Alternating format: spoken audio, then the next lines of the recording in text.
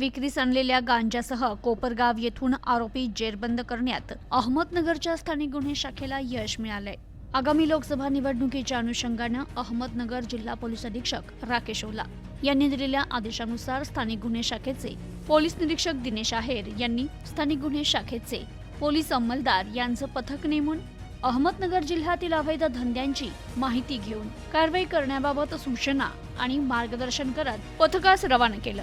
पथक Kopargaon police station हद्दीत अवैध धंदे करणाऱ्या इसमांची माहिती घेत असताना सहाय्यक पोलीस निरीक्षक हेमंत थोरात यांना गोपनीय माहिती मिळाली की कोपरगाव तालुक्यातील मंजूर येथील रहिवासी प्रदीप पायमोडे हा स्वतः जवळ गांजा बाळगून त्याच्या राहत्या घरी विक्री करतोय। मिळालेल्या माहितीच्या आधारे पथकाने तात्काळ कोपरगाव तालुका पोलीस स्टेशन येथे जाऊन पोलीस निरीक्षक संदीप कोळी आणि स्टाफ तसेच पंच आणि साधना सोबत घेत छापा टाकण्याचं नियोजन केलं आणि तात्काळ संबंधित ठिकाणी जाऊन संशयित इसम प्रदीप पायमोडे याच्या वास्तव्याबाबत माहिती घेऊन त्याच्या राहत्या घरासमोर जाऊन खात्री केली असता घरात एक इसम लोखंडी कॉटवर बसलेला दिसला। पोलीस पथकाशी ओळख सांगत या इसमास नावगाव विचारलं असता त्याने प्रदीप पायमोडे असं सांगितलं।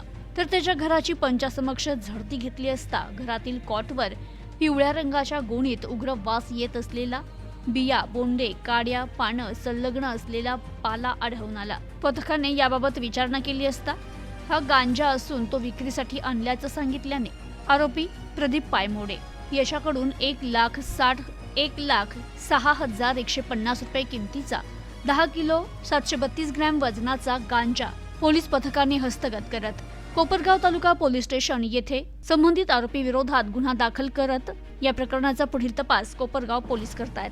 तर ही कारवाई जिल्हा पोलीस अधीक्षक राकेश ओला, श्रीरामपूर अप्पर पोलीस अधीक्षक वैभव कलुबर्मे, शिर्डी विभाग उपविभागीय पोलीस अधिकारी शिरीष वमने यांच्या सूचना आणि मार्गदर्शनाखाली स्थानिक गुन्हे शाखेचे पोलीस अधिकारी आणि अंमलदार यांनी केली आहे। Bureau report, news today 24, Kopargaon, Ahmednagar.